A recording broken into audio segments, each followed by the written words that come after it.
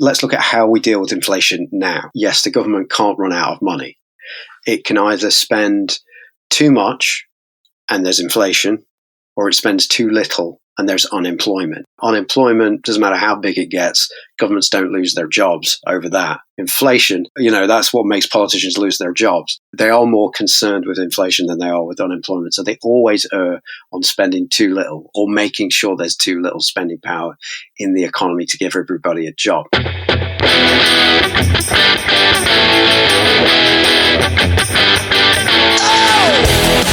This is the MMT Podcast with Patricia and Christian Riley. Hi, I'm Christian Riley and welcome to the Modern Monetary Theory Podcast. You can find us on Twitter at MMT Podcast, and you can support the show by going to patreon.com/MMT Podcast.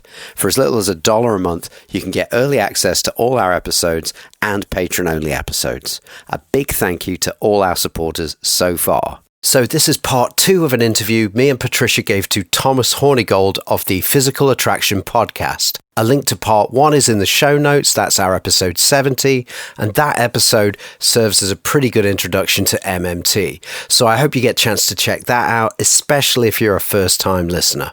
We think it's worth understanding modern money because it helps us to understand whether or not politicians are being straight with us when they talk about the government running out of money, as if it was some kind of podcaster who'd made questionable life choices or something like that.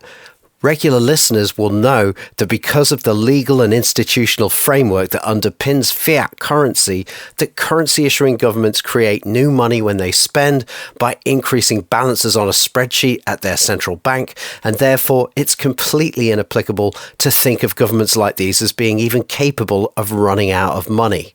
As the founder of MMT, Warren Mosler, often puts it, the US government neither has nor doesn't have any dollars. It's the scorekeeper for the dollar.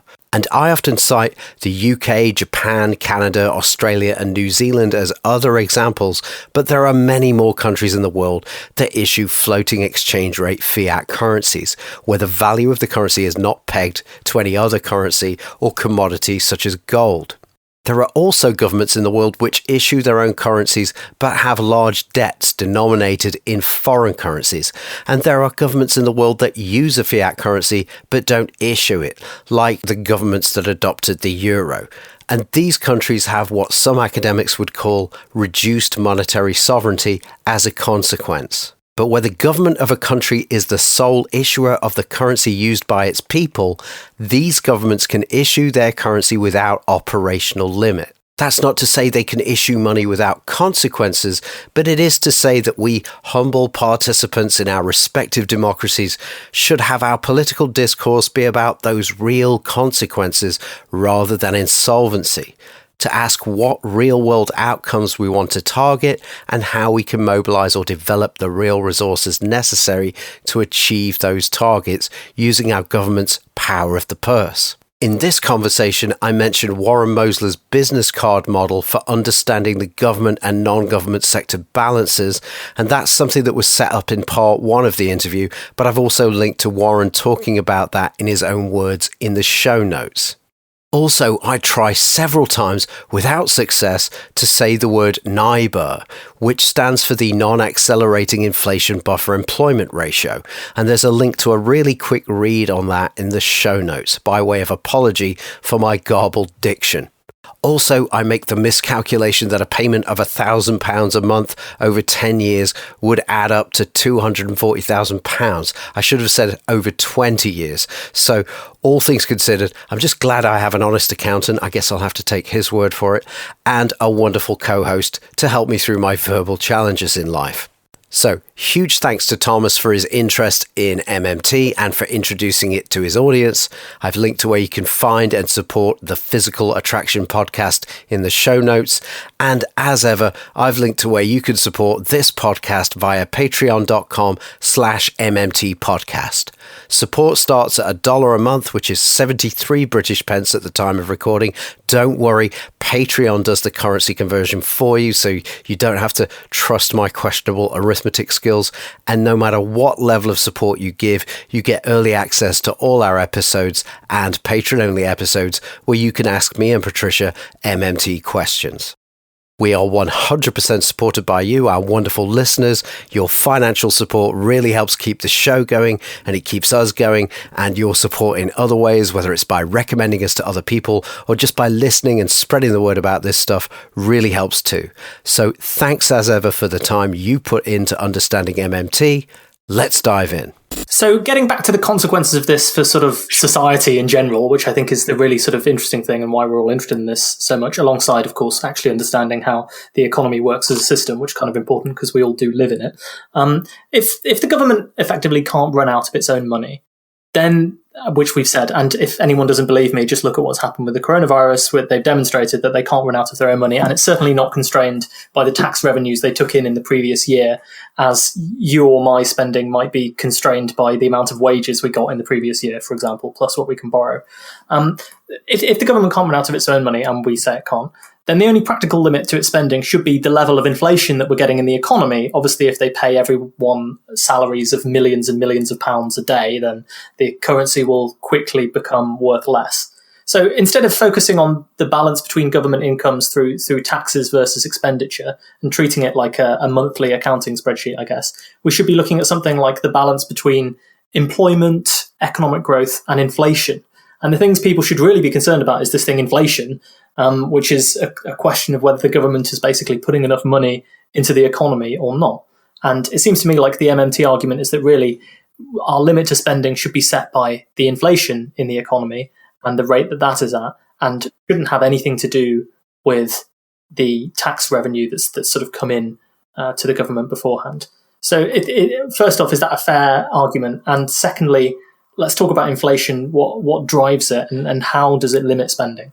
I think that's a natural kind of next place where people go whenever they accept that, okay, the government is a currency issuer and it can never run out of pounds. The UK government and the US government can never run out of dollars. The next thing they always shout is, oh, inflation, and Zimbabwe and Venezuela and etc. And then you get to the fact that a lot of people really don't have a really good understanding of what inflation is or what it's caused by. And the MMT take would be that you have you can spend up to the resources that you have. So taxation and removing money from the economy is a way of controlling inflation. Now, I think a lot of people interpret this as almost saying that, oh, okay, so you go crazy and you spend on things and you pay people money. And then when you see inflation growing, then you tax and you slow inflation down. And I think they've got that wrong, because if you're a government and say you want to build a bridge somewhere, the first question that you'll ask is, are there people available to do this job? Is there, workforce able to do this job now? And if there is, then you spend the money, that resources are available. There is very little risk of inflation. If there isn't, the government has two choices. It can either tax to kind of reduce the number of workers undertaking other jobs in the private sector, to move resources from the private sector into the government so that it can build that bridge, or it can compete against the private sector and outbid the private sector and say, well, I'm going to pay builders a lot more money so they can build me this bridge. Obviously the second option is more likely to create inflation, because the government is increasing the prices that it's paying for workforce. So it's something that you consider preemptively whenever you are doing spending. And this is something that I think Stephanie makes that point constantly on Twitter, and that other economists don't get. And I think part of the issue is that we have, over the last 3 decades, we have had policy which has prioritized inflation control to the point of nothing else, everything else is subordinate to the idea that we need to control inflation, control the value of money, even at the expense of unemployment. We're more willing to accept that people are going hungry than we are about taking the risk of generating some inflation. And I think, that those set of priorities is wrong. And also it comes from the fact that we have such little understanding of what actually causes inflation. And we have become obsessed with this idea that, all you have to control inflation is interest rates. And as you know, interest rates are a very blunt tool. They're holding a carrot in front of investors and hoping that they behave in the way that you want them to behave. There are no guarantees for this. And that's all that we've narrowed it down to, really, in this idea that, the market decides how many people should be employed. And all we have is that these really indirect tools. And, so I think MMT adds a lot to the understanding of inflation that we have, and there's really nothing else like it. But just in this case, so we should talk about this idea that taxation is kind of destroying the pounds or the dollars or the tokens that the government has pushed out into the wider economy. And in that sense, you can use taxation to control inflation by taking some of that money out of circulation and putting it back into the government's kind of imaginary, ability to generate as much money or as little money as it wants. And then, of course, the other lever that a government informed by MMT would have to control inflation would be what it pays for goods and services, which, as you've pointed out with your bridge analogy, is another thing that they could do. And we'll get onto the universal jobs guarantee idea in a bit as well, I think. But Christian, did you have something to add to that? When Stephanie Kelton talks about this in her book, The Deficit Myth, is she goes, let's look at how we deal with inflation now. Look at the situation we've got. Yes, the government can't run out of money. It can either spend too much and there's inflation. That is the evidence of a government overspending, or it spends too little and there's unemployment. And the government generally go, unemployment doesn't matter how big it gets. Governments don't lose their jobs over that. Inflation, that's what gets, that's what makes politicians lose their jobs. So, they are more concerned with inflation than they are with unemployment. So they always err on spending too little or making sure there's too little spending power in the economy to give everybody a job. So let's go back to Warren Mosley's analogy with the business cards. Say he's got a classroom of 50 people, and he spends 50 and he taxes 50 and, there's 50 hours of work done cleaning the floor. Then he's got a clean floor. Everybody's got a job, no problem. If the tax on the whole economy is 40, if the tax on the whole economy is 50 and he only spends 40 because he only needs 40 hours work, you've got unemployment. You're now going to have people looking for work that pays on his business cards that can't find it because he hasn't spent enough. And so he's got two choices at that point. He can lower taxes down to 40, which would be rational, and then the unemployment would go away. Or, he could then spend an extra 10 on something else. I don't know, maybe the windows need cleaning or something like that. And so that's a very basic model of how it works. But, countries are a bit more complicated and it is impossible to target a precise number of pounds that is going to deliver full employment without accelerating inflation. So what they do is they say to the central bank, target an interest rate, make sure you don't create inflation, and that's it. So they sit around thinking, all right, how much unemployment can we get the population to live with? They adjust the interest rates up and down, and they think, and it's called the non-accelerating inflation rate of unemployment, the NIRU. And it's built in to their plan of like, okay, well, how many million people or how many hundreds of thousands of people are we going to leave in this precarious situation? And it's not just the unemployed themselves, it's the people on the edge of unemployment or in the gig economy and things like that. We've all got this precarious existence because this is the way they do things. They have to ensure some level of unemployment to fight inflation. So they use unemployment to fight inflation. And that's it. You've only got that choice. When you're the monopoly issuer, you need a buffer stock policy to to stabilize the value of your currency. So, the gold is a gold buffer stock policy. Our gold standard is a gold buffer stock policy. But what we use is human beings. We go, right, it's a human being buffer stock policy. So we move people in and out of this pool of unemployed labor, people having a miserable life, and we pay them just enough so they don't die. Some of them do, but they're hoping not everybody will die, because if everybody that doesn't have a job just dies, then we'll be at full employment and we'll get inflation. What MMT is saying is, well, what if that buffer stock was an employed buffer stock? And we're not saying that all those people who go on the dole, now you've got to work to get your dole. The dole is still there, but we're saying we're going to offer everybody that's in that pool a job that pays a socially inclusive wage with the kind of benefits that you would imagine in a civilized society, or however civilized you want your society to be. Maybe it's, 2, 3, 4 weeks holiday. Maybe it's maternity leave, whatever. This becomes the benchmark job below which no private sector employer can go in terms of like pay and conditions. So it puts a floor under the standard of living, and also it sets a cost of labor. And also, exactly. It anchors the value of the currency to the most crucial input, which is like human time and endeavor. I've also thought a way I've heard it described that makes it really compelling is to think of, being on universal credit is the job guarantee right now. It is a job, the government will guarantee you this job. You can organize your own workload, but your job is to not get a job, have a miserable life, try and live off what they're giving you. And,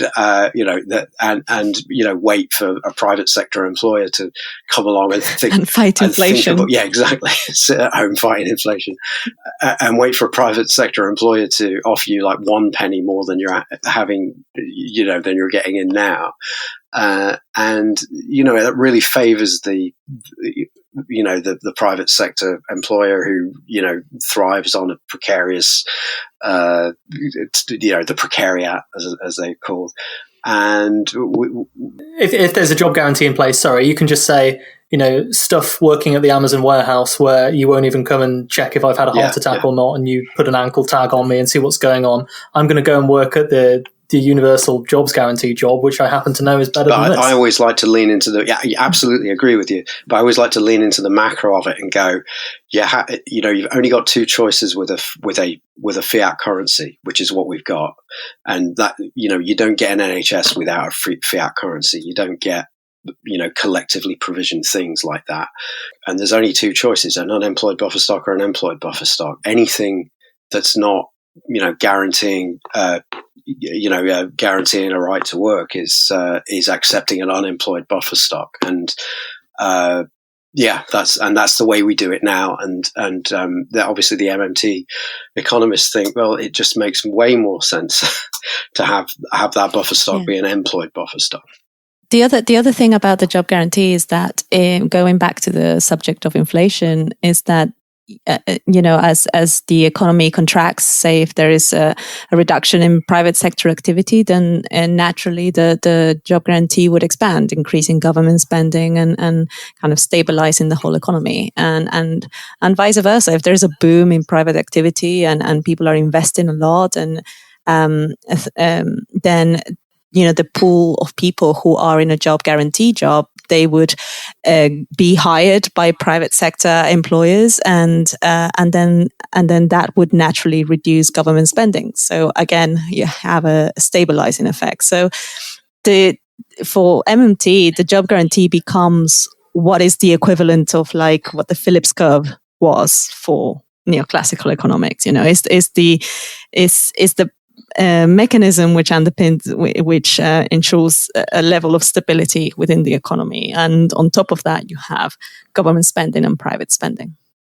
It's like a big it's like a big lever that the government can pull in different directions by, for example, setting the wage or changing what the universal job guarantee people are doing. to change, the levels of inflation and so on that you have in the economy? Well, I think that the big idea behind the job guarantee, and quite an important aspect of it, is that the involvement of the central government really ends at funding it, and what the jobs that actually get done in the job guarantee, that they get decided by locally. So it's centrally funded and locally administered. And that idea is important because it's important as well that none of the jobs are in the private sector. So these are not for-profit jobs.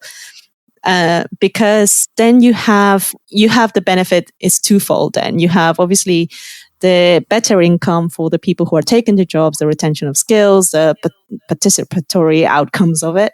But you also have the kind of the benefit that the job itself is providing to the local economy. And it then gives communities the ability to maybe identify issues that are not easily identified centrally, and to maybe try to address issues or experiment with different ways of addressing them at local level, and see. And it gives.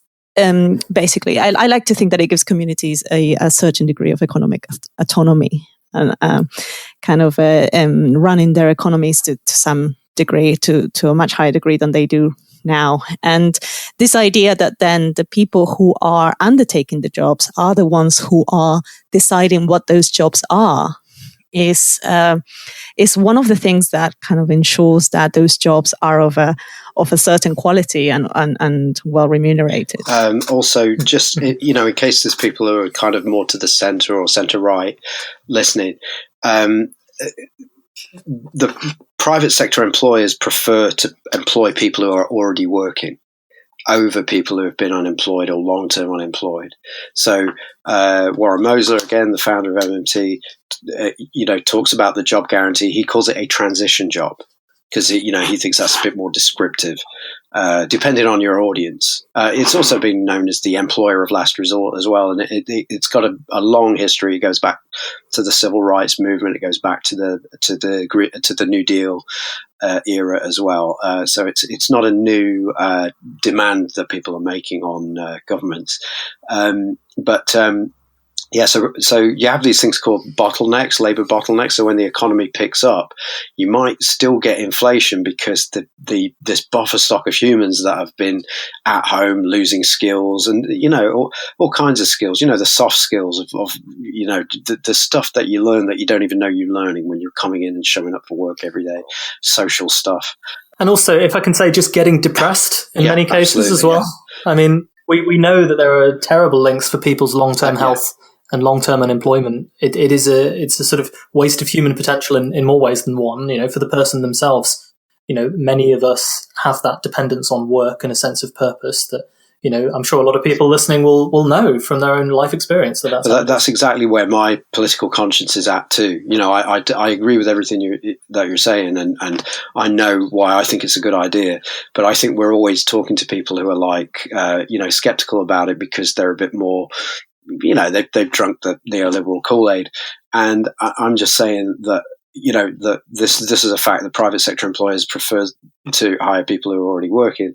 So when the economy picks up, you might get a bit of inflation because the people who, like you say, are having this miserable life, getting depressed, losing their skills, losing their socialization and stuff. They're not as liquid. They're not as quick to get back into work as they would be if they were working in a job guarantee or job doing something. So the idea is it's there to help people transition back into the private sector when the private sector picks up again, or the government sector. But I say private sector because we're presuming that the government sector is the size it wants to be. The government sector understands it. Its spending capacity and has decided, right, that's it. We spent what we're going to spend. And then the other thing I wanted to just weigh in on is that the job guarantee wage is a fixed wage, so that if the economy, and that's how it anchors the value of the currency. So if it obviously when the private sector wants to bid people away from the job guarantee buffer stock of people. If the job guarantee wage goes up and tries to compete with the private sector to bring them back into the job guarantee, you're going to get into that bidding war, and that will create inflation. So the idea is it's a fixed wage to stabilize the economy, and that's kind of how we do it now. Where if you lose your job, or let's say there's a downturn, forget coronavirus, but let's say there's an economic downturn, people lose their jobs, so they stop paying income tax and they start claiming unemployment benefits. So the government are receiving less and paying out more automatically because of the way we do it now, and that's called the automatic stabilizers. So the government deficit goes up automatically to give the economy a soft landing. So what we're saying is that automatic stabilizer that happens when people lose private sector employment, this is a better buffer stock. The wages are paid higher than what the dole is, and it's going to make that business cycle a lot less traumatic. There's this idea of the NAIRU, non-accelerating inflation rate of unemployment. Well, this job guarantee thing is about a NAIBUR, which is non-accelerating inflation buffer rate of of employment. Sorry, and the idea is that the NAIRU is you have to keep 5%, something like 5%. Maybe if people are feeling crazy, they change it depending on the weather. 4% of people in this buffer stock having a miserable life. The MMTists have worked out actually you could probably have it 3%, 2% of people in the NAIBUR because it's a much more liquid buffer stock. So the people in it are going to be a lot fewer as well. So it complements the private sector. So we've sort of addressed an imaginary member of the audience who's more to the right wing of us, and I think we sort of have acknowledged that we're all probably left of centre politically here. I know that there are people like this in my audience, and I always say to them, if you disagree with anything that you hear on the show or anything that I say, please get in touch, and I'd like to explain it to you. We had an episode that we did on universal basic income. Explain why I believe it anyway. I don't know whether I'll be able to persuade everyone of my point of view always, but we had an episode on universal basic income, and one of the listeners got in touch and said, I don't approve of all of this, government taxing people and redistributing wealth for doing nothing. And from this perspective, I think that actually the universal jobs guarantee that is proposed by MMT as the solution to a lot of these problems is a lot more attractive because it contains within it this idea that the government is not giving you money for doing nothing per se. Instead, the government is giving you a social contract, a literal social contract in the form of an employment contract, saying, if you do this work, you will be guaranteed this minimum standard at the job, and you'll be guaranteed this minimum standard of life. And I wonder if, in that sense, it's not. I mean, the critics of MMT, and I'm sure you guys have heard this lots, will call it magic money tree and say it's all about printing as much money as possible to pay for all sorts of wonderful things. The idealized vision that I have of it when it sort of works out is that the cornerstones of a government that's run in a way that's informed by MMT is to reassess the economy. Forget budgets, forget deficits, forget interest rates and things. As a monetarily sovereign government that prints its own money, these are sort of arbitrary constraints that you're setting on yourself. And simply say this instead. If we have unemployed people who want to work but can't, and we have socially useful work that needs to be done, the economy is not functioning optimally, and you can't expect the private sector, which is obviously incentivized by the profit motive, to come along and fix that deficit by itself. It won't do that. But what we actually have in the real economy, forgetting the world of money completely, is real resources in the form of these people that are being wasted and real problems that need solving.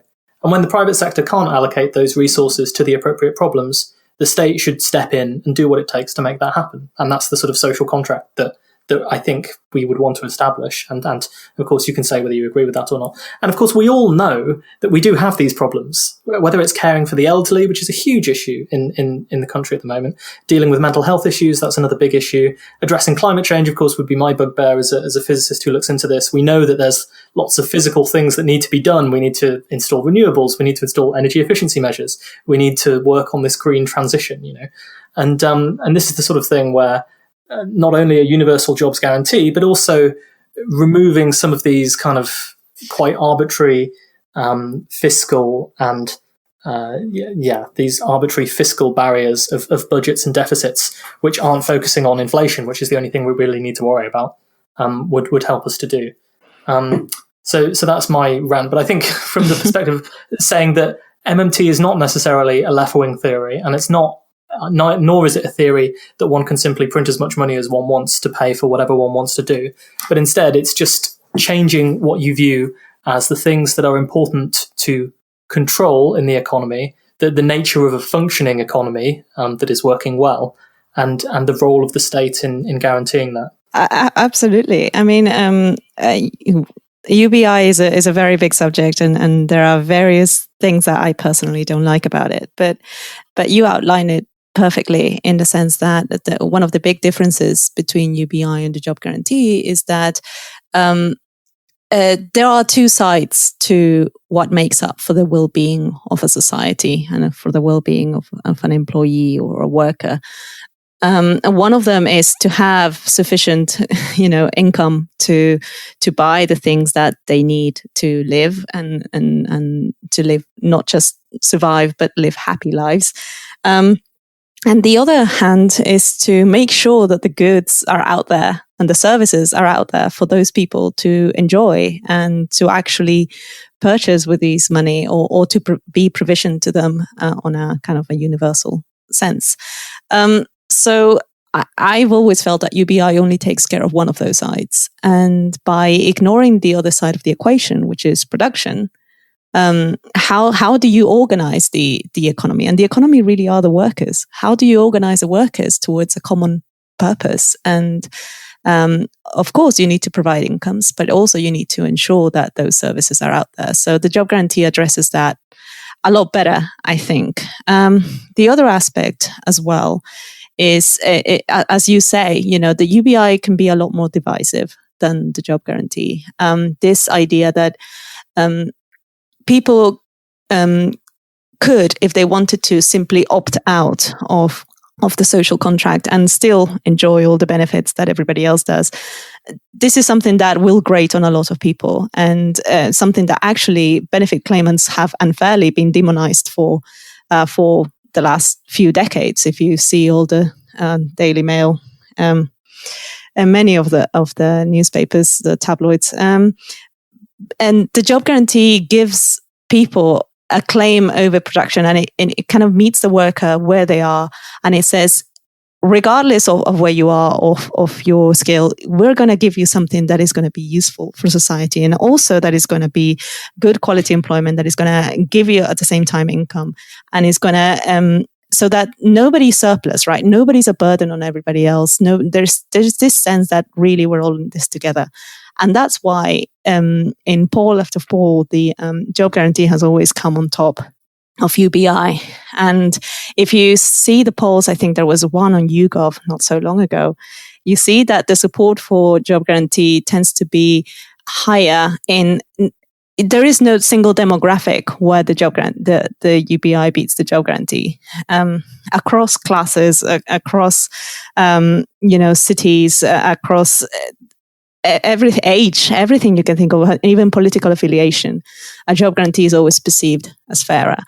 And because of that, I think it's more conducive to a cohesive society. I understand as well kind of the some of the sentiment behind UBI. I understand that a lot of people, what they feel is that, they've had crushing jobs for a very long time, and capitalists have, really taken the piss, forgive my French, but with the level of employment, the incomes, but also the quality of employment that people have been given. And I think that there is perhaps a natural kind of rejection of the very concept of work, not least because they see the Tory government kind of weaponizing the idea of work against them. There is this section of, well, if you're poor, it's because you're not working enough, and we know that's not true. And but they say it like that, and they keep repeating, work will be your way out of poverty. Keep doing it, and it just never happens. So they feel disillusioned with the whole system, and they want a way to just simply opt out of it. And I kind of empathize with that, but I would suggest that a better approach would be to actually demand that not simply opt out of work, but demand that work is better. And a big important aspect of that is bringing government back in the equation and making sure that the capitalist the private sector is not the only source of employment. Because I think people go, oh, people, UBI is sexy. What, you're just going to give me money to live on? Great. It's not hard to sell. And then the perception is you've got these people like the MMT people coming in and going, no, you're not allowed to have a UBI, you must work and work. And obviously I don't like to pit one against the other, because, that's really not what's going on. So I'll say it like this.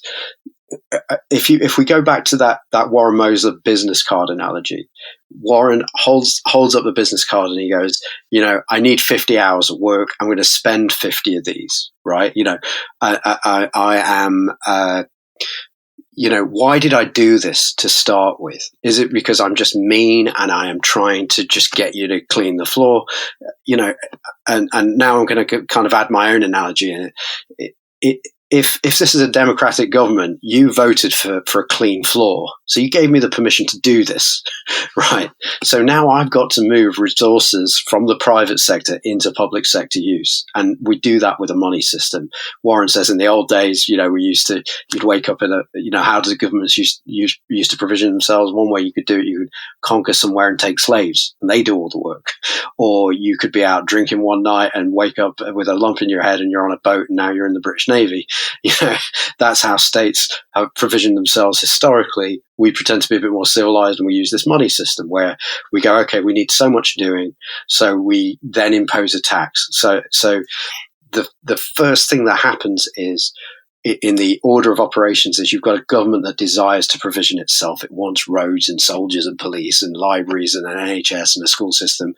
And how's it going to move resources from private sector use, where everybody is to start with, into public sector? And it does this thing where it demands taxes paid in a token that only it's allowed to issue, and with strong penalties for counterfeiting. And now it can pay you to do the things it wants you to do. And let's pretend we're living in some semblance of a democracy and it's a happy story. We voted for these things. We wanted schools and libraries and stuff. So now, we're happy to pay our taxes, not because it's funding the spending, but because it's the mechanism by which government provisions itself, right? So if you, in the first instance, when you lay on the tax, you've made the entire population unemployed by definition. There are people now looking to work for the thing that you issue, and they haven't got it yet. Now they're unemployed, and then you spend the money and they become employed. But you don't spend enough. That's what unemployment is. Or you tax too much out, so there's not enough spending power in the economy to give everybody a job. It's on the government to fix that. The government started it. Yeah. So in terms of like morality, or should the nanny state come in and bolster the private sector and interfere? It's like the interference started at the beginning. The interference started with, you wanted things doing collectively, like an NHS. So now we have to have a money system. That's how we move resources around. And so, Warren calls it the base case for analysis. Presumably I did this because I wanted to give everybody a job. It would be irrational for me not to give everybody a job, given that this is how we do things.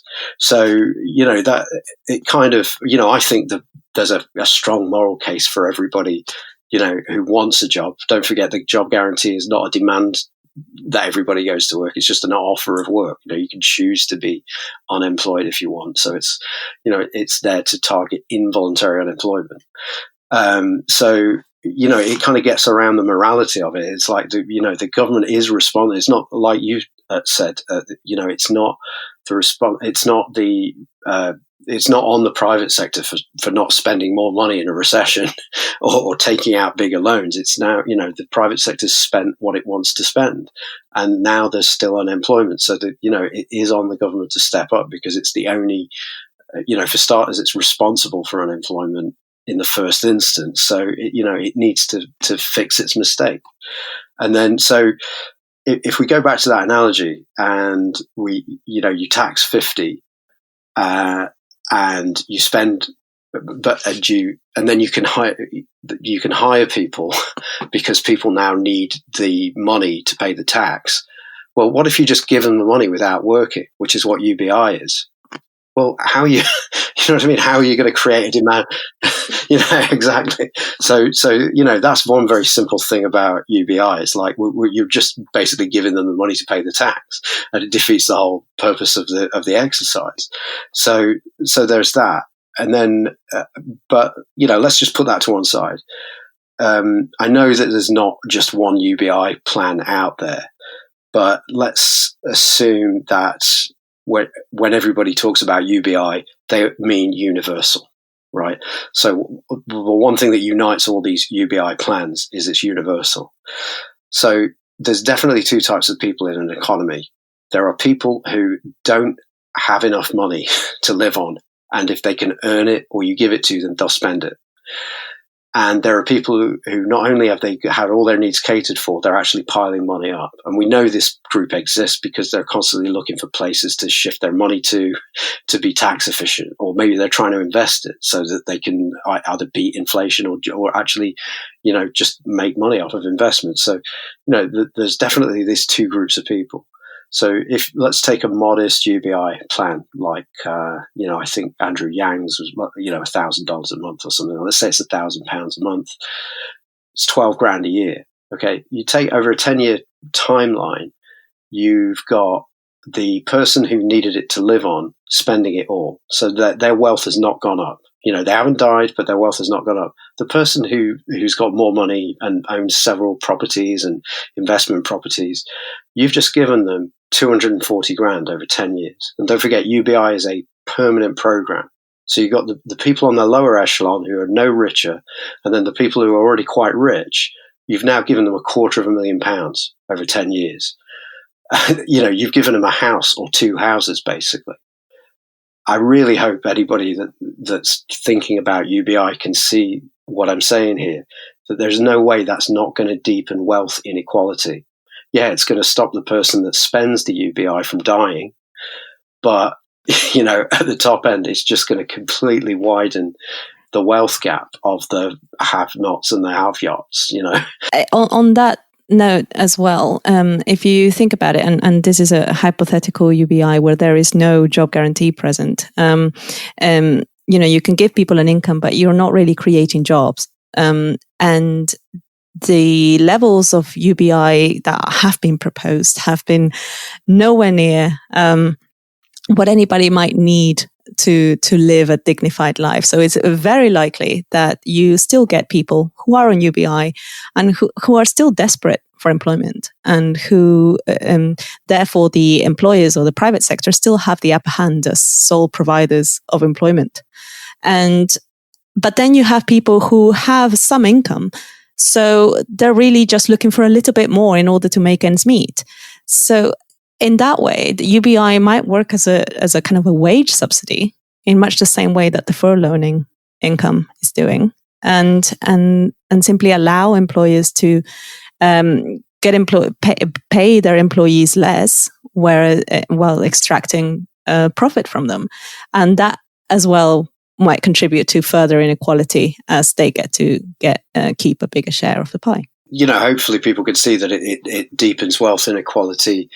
And often when you start picking holes in the plan, like we just have, then people start going, well, maybe, it's a universal thing, but it gets clawed back through taxes and stuff like that. So that at the very top end, they don't get it. And then it's like, well, great. Well, now we're talking about basic income. We're talking about de facto basic income, not universal basic income. So it's the U in UBI that people who kind of get the macro consequences are bothered about, but in no way do we want to get in the way of the government giving people money to survive, or even, God forbid, have a better life. But it's the fact that, when you give it to people who are just able to invest it, think about giving people, people who've got investments all over the place and are not living hand to mouth, £250,000 over 10 years. That there's this kind of straw man thing that people chuck at MMTers, which is, oh, it's just print money, spend on whatever you want. And really, I like to remind people that only policy prescription in MMT is the job guarantee. We are just proposing that everything else is descriptive. So we're going, given that that money comes into being and flows through the economy and exits the economy in this way, we only want to spend money to enhance people's lives. And how do we do that? Well, in the Thatcher era, there was this idea of trickle-down economics of like, if we give it to people who are really quote-unquote good with money, it will trickle down and eventually everybody will have a job. If you just give out money willy-nilly and, people who are bad with money, then that won't result in any unemployment. And I like the analogy that trickle-down economics is like, you want to fill your bathtub, so you go to the flat upstairs and you fill their bathtub and you wait for it to overflow and you hope that some of it drips into your bathtub. We're saying, the simplest, just fill the bucket. Exactly. The simplest route between 2 points is a straight line. We want to eliminate the involuntary unemployment. Just eliminate the involuntary unemployment. And that's how we end up not spending more than the economy needs and creating inflation. We're just buying up what the private sector doesn't want. Mm-hmm. So there are just a couple of things I point out here. One is to say that, Christian, your objection to UBI is in some ways quite similar to the objection that I believe the Bank of England itself has levied against quantitative easing, which we have talked about in previous episodes of this show, where, a lot of the QE money has ultimately gone to people who didn't really need it, or, the argument is that it's gone into inflating asset prices, so to speak. And people, have had their government bonds bought back off them and they've used that money to buy back shares and so on. And so it's caused a detachment, which has now become extreme, between the stock market and the real economy, which is something that we're sort of continuing to see happen at the moment. And then when you look at things from that perspective, you think, well, it's almost a policy that defends the interests of people who have assets. And that is something that the Bank of England itself has also, sort of admitted, and is therefore leading to further inequality in the system. I had a few things I wanted to say about the UBI as well, just quickly, which is, first off, I always think about these things about like how I would sell them to my dad, who is willing to get. That's a really good tip. Give us a picture. Yeah, well, I mean, which newspaper does your dad read, and then we'll know. I couldn't possibly speculate. What I will say is that he does work extraordinarily hard, and has done so for his whole life, and therefore is exercised about the nature of the taxes that are being spent.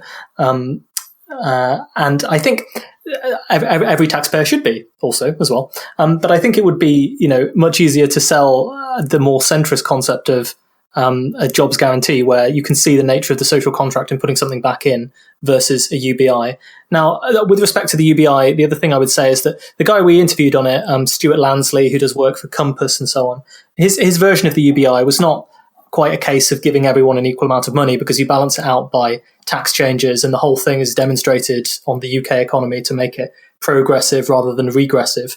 So in a sense, it's just it's a welfare state where you allow people to choose what they'll spend their money on because they know best what it is that they need. And I think that's a slightly separate argument to the type of UBI that a lot of people envision, which is a sort of UBI where, there's an automation apocalypse and all of the jobs vanish. And this is certainly why people in Silicon Valley seem to love it. And that's one of the reasons why I'm suspicious of it, because I no longer trust that these people have society's best interest in mind. It seems to me like their view of a UBI is that this will be the thing that they can shift onto governments and say, okay, well, it's the government's responsibility to ensure that all of the people who we've made unemployed by replacing them with apps still have money to buy iPhones. And that's like the sort of Silicon Valley perspective on a UBI. And I think that perspective of a UBI relies on you taking into account this idea that the automation is going to come and steal all the jobs, which I know is not something that a lot of people agree with. And, I think that's another 2 hours that we could talk about, to be honest, until the cows come home. But I think it's just interesting to point out that, of course, the UBI means so many different things to so many different people, depending on the level you set it at and what other sorts of benefits that it replaces and so on. And I think that it's too easy to sort of caricature and pigeonhole all of those into individual into, I guess, policy prescriptions that aren't really what the people involved are saying. So I would say that from my perspective anyway, there's types of UBI where it takes on a redistributive role, a bit like Milton Friedman's negative income tax or something like that, which is something that he had proposed at one point. That makes sense to me. I was going to say, actually, sorry. Yeah. Milton Friedman offered that, didn't he? But didn't he speak as well about I believe it was Milton Friedman who spoke about kind of creating a society of elite producers and basically an underclass of consumers. That's the society that I think a lot of people are interested in creating, or that a lot of people feel that we're headed towards, or, wouldn't mind us heading towards because they think they'll be on one side of it. And I think the advantage of the universal jobs guarantee is that, people will say that a UBI has dignity at its core because everyone has what's necessary to survive, but you could make the same claim for a universal jobs guarantee, if it's done properly. And one of the other things I did want to talk about as well is, that we have mentioned already David Graeber, of course, who recently died an untimely death at the age of 59. And this show for listeners is going to do a tribute episode to him because it was reading his essay and then his book on bullshit jobs that I think is something that more people should be aware of. I won't spike that, but in short, one of the questions that bullshit jobs is trying to answer is, if the private sector is so efficient at creating meaningful, important employment for everyone, how come most people think their jobs are bullshit and can't see the social value of them? I come back to the coronavirus crisis again because I think that, as you guys both said, the 2008-9 financial crisis was a moment of economic interest in economics awakening for you. I was sort of 14 or 15 at the time, so I wasn't really paying that much attention to it. But I think this coronavirus crisis is going to be the next thing for a new generation of people to start thinking about how the economy works and whether the picture that they have of it is correct, as people can see, and also just the sanity of the things that are going on. So, the classic example here that we have in the UK at the moment that's come up recently is the government was encouraging a lot of people to go back to the offices, and the sort of popular idea is that this is motivated because the retail sandwich industry in the UK, Pret-a-Manger and chains like this, will go bankrupt if no one is there to eat sandwiches at this restaurant.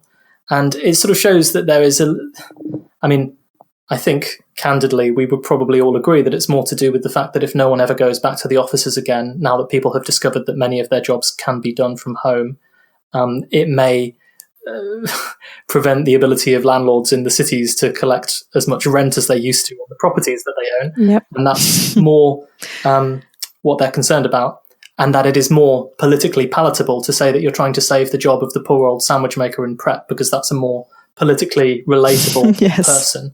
But we now have this ludicrous system whereby there's been a big shock to the economy. Everything has changed. The private sector is inflexible. The neoclassical model of economics, where people can just run around from one job to another seamlessly and they're always being employed by a perfect private sector, is evidently wrong. There's masses of socially useful work that we need people to be doing in various different fields, climate change, but also pandemic response, where it would be really useful to have a big workforce that we could rely on for that. It's a deflationary crisis, so people are spending less because they don't have the money, and therefore the government actually has leeway to spend more. I was going to say print money, but the government has leeway to spend more to counteract the deflation. And you just see how much better a world where we weren't all subscribing to this dogma that only the private sector can employ people to do socially useful things and that it should dominate above all things, because the reality is that it's useful for some things and not useful for others. And this crisis, I think, is illustrating a lot of the flaws in that. And I think that people will see the absurdity of their government kind of spending lots of money to encourage people to go and buy sandwiches in Pret and so on when they no longer want to buy sandwiches in Pret, as evidence of the fact that there have to be sort of better ways, and the universal jobs guarantee being one that I think a lot of people could agree has merit to direct our labour and our economic activity away from the type of jobs that David Graeber would call bullshit and towards the kind of work that people would find a lot more satisfying, because they can wake up in the morning and think, well, at least I know why I'm doing this. So yeah, that is a rant again. But I just think I loved it. Yeah, I loved it too. I think we were talking about this yesterday, weren't we, Christian? And I think that David Graeber is being proven right at the moment, because basically we've discovered that during the crisis, and let's keep in mind that this has unprecedented, just to use that word that has been going around a lot, and nobody really knew what was going to happen. There were some fears that there might be inflation, because if you keep too many workers at home, then things don't get produced, and then there may be shortages, and therefore leading to inflation. Are we going to have enough food? What if farmers get ill, etc. And if anything, this crisis has shown that there's an awful lot of things that really were not really missing at that. A lot of jobs that are pretty bullshit, like David would say. And yet the essentials, or what is, things that we have, food and access to basic services, all that are some of the most undervalued jobs in the whole economy. And it just goes to show just how upside down things are, how overpaid things that we don't need or we don't miss are, and how underpaid things that we cannot live without are. And if anything, this is a time when the government has to step in and say, okay, well, what if we offered Pret employees a job guarantee, paying more than they ever were paid by Pret? They're not saying that. What they are nervous about is that the whole crisis will cause more people to demand more government intervention. So they're eager to go back to things as they were, to keep the illusion that the market is all that we have, and the market is the best means of allocating resources. So they don't want to provide us with too many things that we like, because they are concerned that we are going to, that their game is going to be up, and that once you give something, you're not going to be able to take it away. So I think this crisis, if anything, is a great opportunity to incorporate something as a job guarantee and demand that, and say the government can do more. It's not just the market.